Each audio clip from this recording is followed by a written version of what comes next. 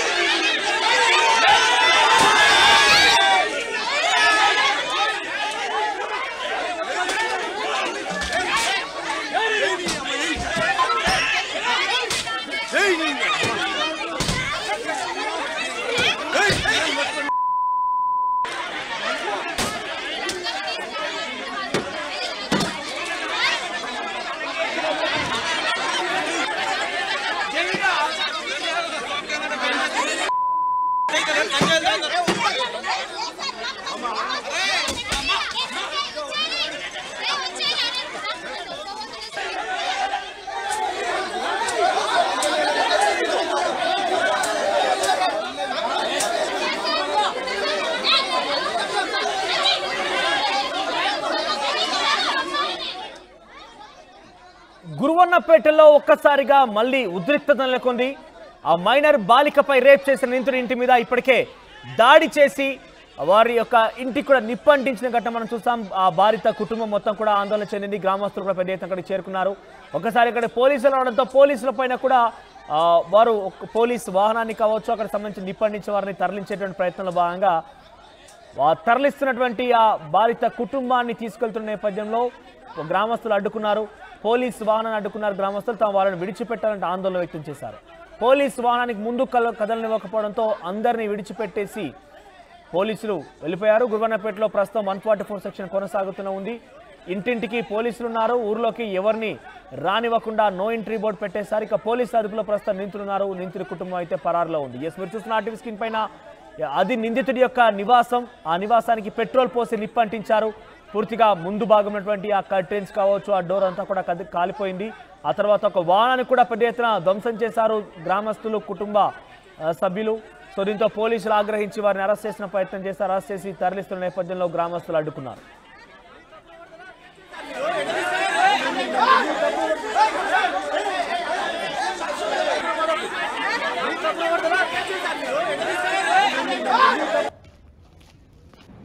వచ్చింది మేడం.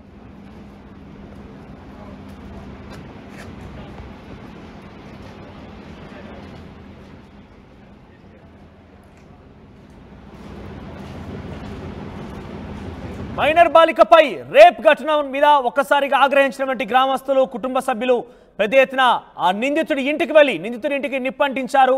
ఆ నిందితుడి ఇంటిపైన కూడా దాడి చేశారు. ఈ నేపథ్యంలో ఈ నిందితుడి ఇంటిపై దాడి చేసినటువంటి ఆ గ్రామస్తుల్ని, ఆ బాధిత కుటుంబ సభ్యుల్ని పోలీసులు వచ్చి అరెస్ట్ చేసే ప్రయత్నం చేశారు. దీంతో ఒక్కసారిగా ఆ అరెస్టుని అడ్డుకున్నారు తోటి గ్రామస్తులు. ఎవరు కూడా ఆ వాహనంలో, పోలీసు వాహనంలో వారిని వెళ్ళనివ్వడం లేదు. 144 సెక్షన్ని అమలు చేస్తున్నారు. ఇంటింటికి ప్రస్తుతం పోలీసులు ఉన్నారు. ఎక్కడ చూసినా కూడా నో ఎంట్రీ బోర్డు కనబడుతోంది. గ్రామంలోకి ఎవరిని రాకుండా అడ్డుకుంటున్నారు. గ్రామస్తులు ఒక్కసారిగా అడ్డుకోవడంతో పోలీసులు ఆ బాధిత కుటుంబాన్ని, దాడి చేసిన వారందరూ కూడా వదిలేసి వెళ్ళిపోయారు. సో ప్రస్తుతం పోలీసు గస్తీ మధ్య, పోలీస్ పహార మధ్య గురువన్నపేట గ్రామం కనబడుతోంది. మైనర్ బాలిక ఘటన ఒక్కసారిగా సంచలనం రేపింది. మైనర్ బాలికపై రేప్ చేసిన నిందితుడు ప్రస్తుతం పోలీసు అదుపులో ఉన్నారు. ఆయన కుటుంబం కూడా ప్రస్తుతం పరారులో తెలుస్తోంది. సో మీరు చూడొచ్చు, అక్కడ వాహనం పైన కూడా పోలీసులు అక్కడ కొంతమంది బాధితులు దాడి చేస్తున్నారు. వాహనాన్ని అడ్డుకునే ప్రయత్నంలో భాగంగా అక్కడ వాహనం పైన దాడి చేయడమే కాకుండా వాహనాన్ని పూర్తిగా ధ్వంసం చేశారు. పోలీసు వాహనాన్ని కూడా అక్కడ పోలీసుల అడ్డుకున్న పరిస్థితి కనబడుతుంది. పోలీసు వాహనాన్ని కూడా ముందుకు కదలకపోవడంతో పోలీసులు ఆ బాధిత కుటుంబాన్ని, తోటి గ్రామస్తుల్ని, దాడి చేసిన వారిని వదిలేసి వెళ్లారు.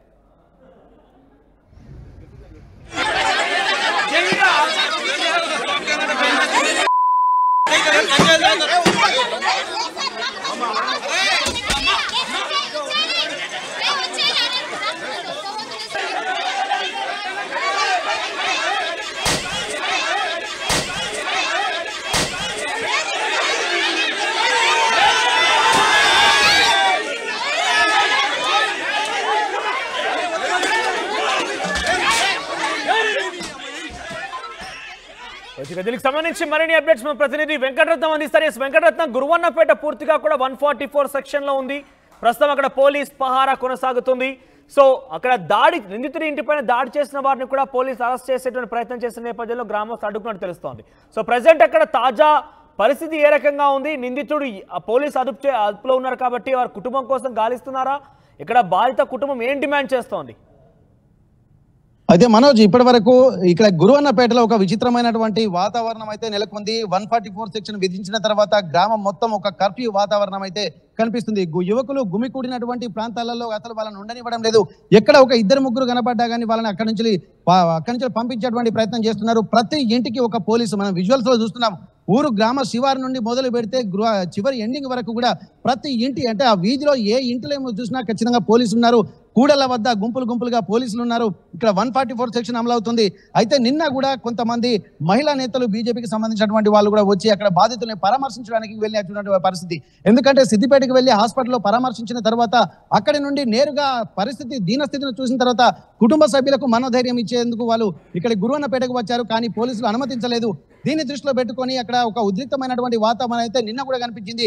సేమ్ అలాగే ఈ రోజు వరకు కూడా ఎవరిని గ్రామంలోకి మాత్రం బయటి వ్యక్తులను అనుమతించడం లేదు. ఊళ్ళో ఉన్నటువంటి వాళ్ళు కూడా బయటికి ఎవరు రావడం లేదు. ఒక తీవ్రమైనటువంటి, ఒక సందిగ్ధకరమైనటువంటి వాతావరణం నెలకొంది. ఎందుకంటే ఇప్పటి వరకు ఇంత సంఘటన జరిగినా కానీ జేసీబీని ధ్వంసం చేశారు బాధితుల బంధువులు, అలాగే కారును ధ్వంసం చేశారు, ఇంటికి నిప్పు పెట్టేటువంటి ప్రయత్నం చేశారు. కానీ బాధితులకు న్యాయం జరిగే వరకు ఊరుకోమని చెప్పినటువంటి ఊరు గ్రామస్తులు మాత్రం ఎట్టి పరిస్థితుల్లో పోలీసులు చెప్పినా ఎవరు చెప్పినా వినే ప్రసక్తి లేదని చెప్పి తెగేసి కూర్చున్నటువంటి సందర్భం. దీన్ని దృష్టిలో పెట్టుకొని అప్పటి వరకు స్టార్టింగ్ లో కొంతమంది పోలీసులు ఉన్నారు. కానీ పరిస్థితి విషమించడంతో ఏసీబీ స్థాయి అధికారులతో పాటు డీసీపీ కూడా రంగంలోకి దిగి పరిస్థితిని ఎప్పటికప్పుడు సమీక్షించి హుస్నాబాద్ పోలీస్ స్టేషన్ పరిధిలో ఉన్నటువంటి వాళ్ళందరినీ కూడా బెటాలియన్ మొత్తం ఇక్కడ దించి ఇంటింటికి కాపలాగా ఉన్నారు. ఏం జరుగుతుందనేది కూడా ఒక వ్యూహాత్మకంగా కూడా పోలీసులు వ్యవహరిస్తున్నట్టుగా మనం చెప్పుకోవచ్చు. ఎందుకంటే ఇప్పటి వరకు కొంతమంది వచ్చినటువంటి నేపథ్యంలో ఇంత బందోబస్తు చేయాల్సినటువంటి అవసరం ఏముంది? బాధితులకు సంబంధించినటువంటి వాళ్ళు ఏమన్నా అఘాయిత్యాలు చేస్తున్నారా?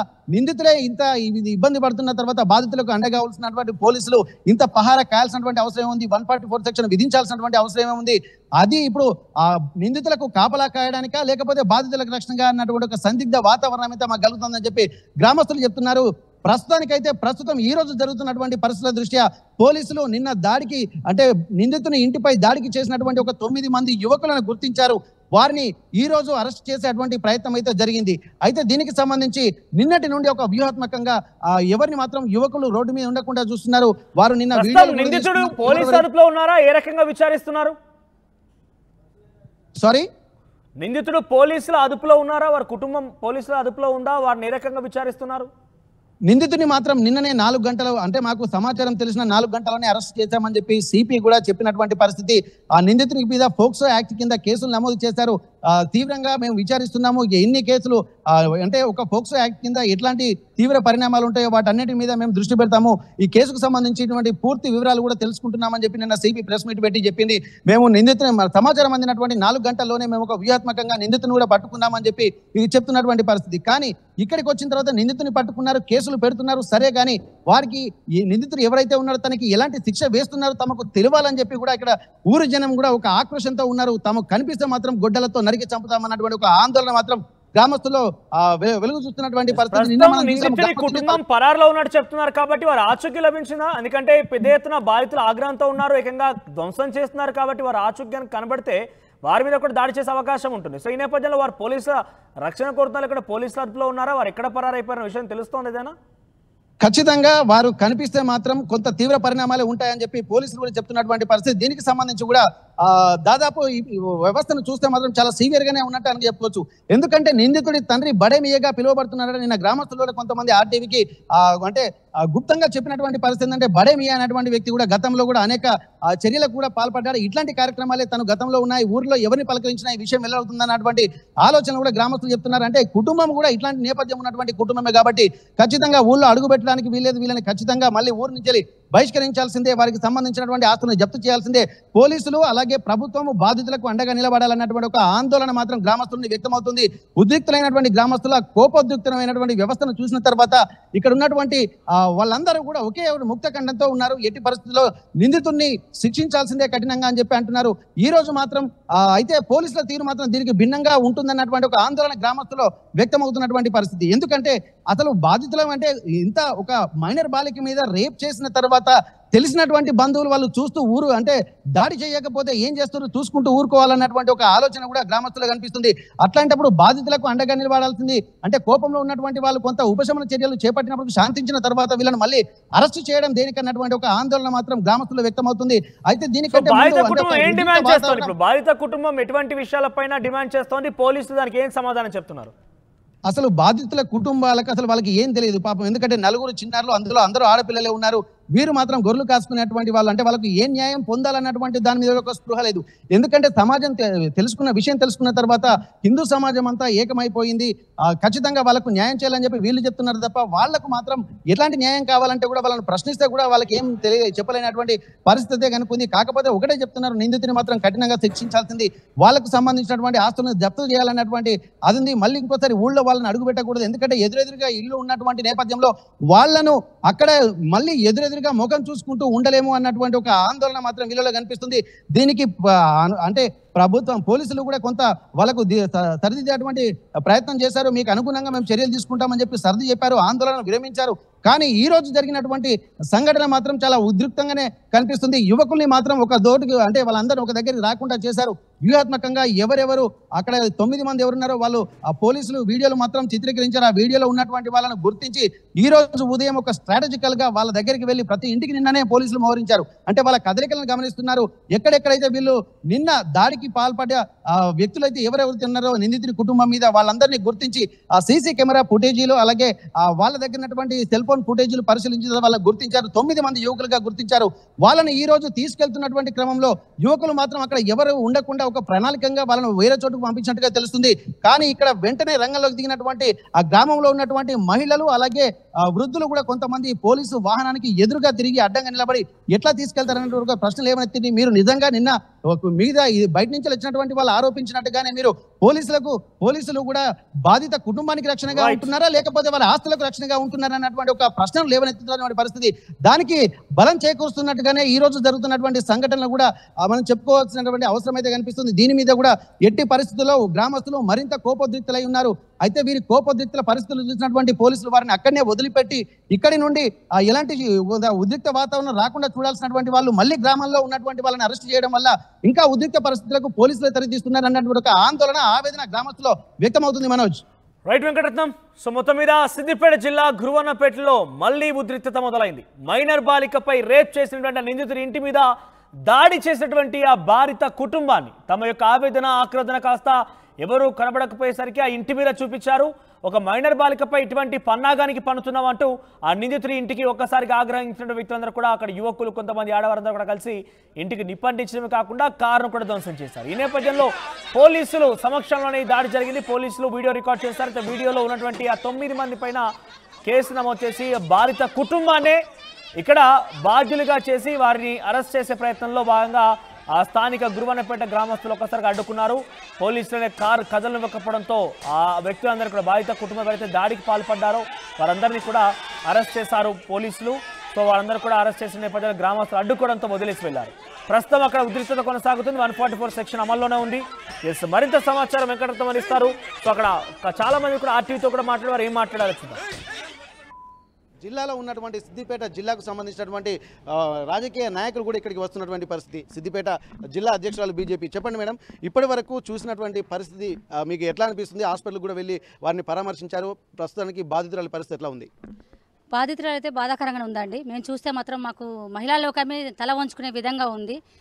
ఇంకా గవర్నమెంట్ ఇంకా అవేర్నెస్ తీసుకురావాలి, గవర్నమెంట్ మంచి పథకాలు చేయాలి, ఆడవాళ్ళ పట్ల అత్యాచారాన్ని ఆపాలనేదే మా ఉద్దేశము. జిల్లా మహిళా మోర్చా అధ్యక్షురాలుగా మేము ఎంత దూరం అంటే అంత దూరం వెళ్తాము. మహిళల కోసం కొట్లాడడానికి మేము ఎంత దూరం అనేది సిద్ధంగా ఉన్నాము.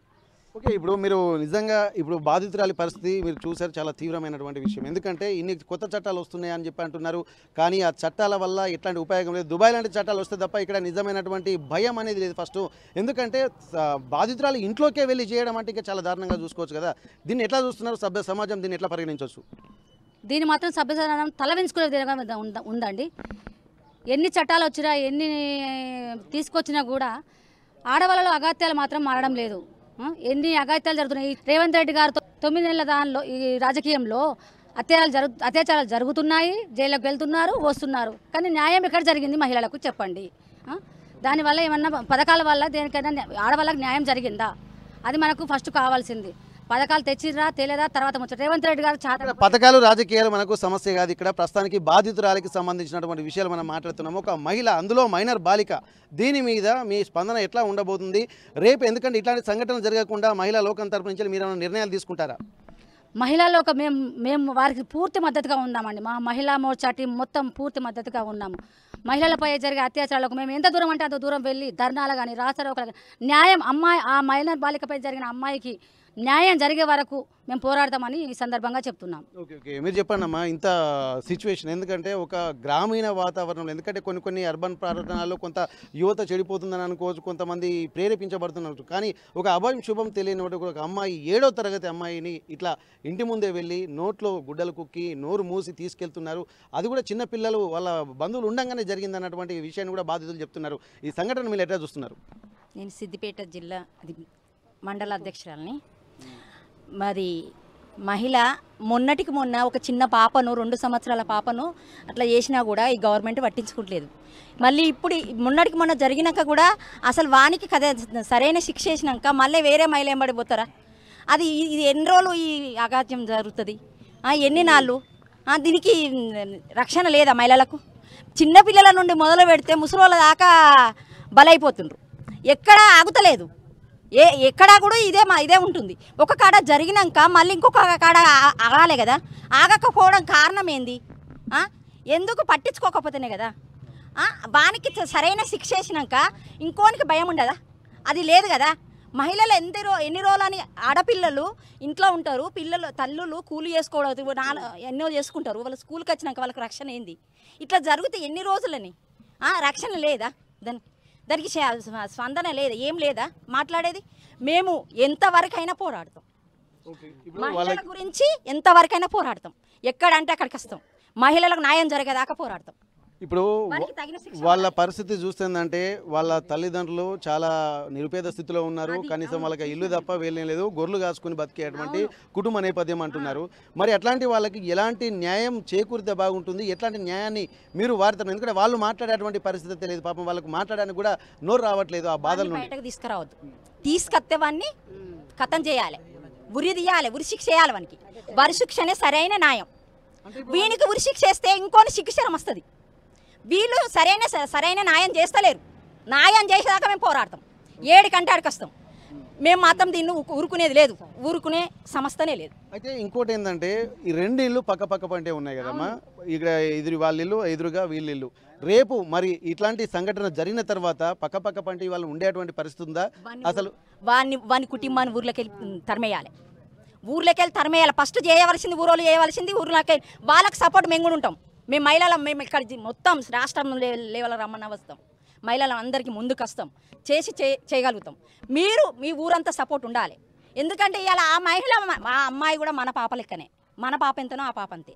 కానీ ఒక్క హిందువులకే ఇట్లా జరుగుతుంది. మళ్ళీ హిందువులకే జరుగుతుంది ఇట్లా.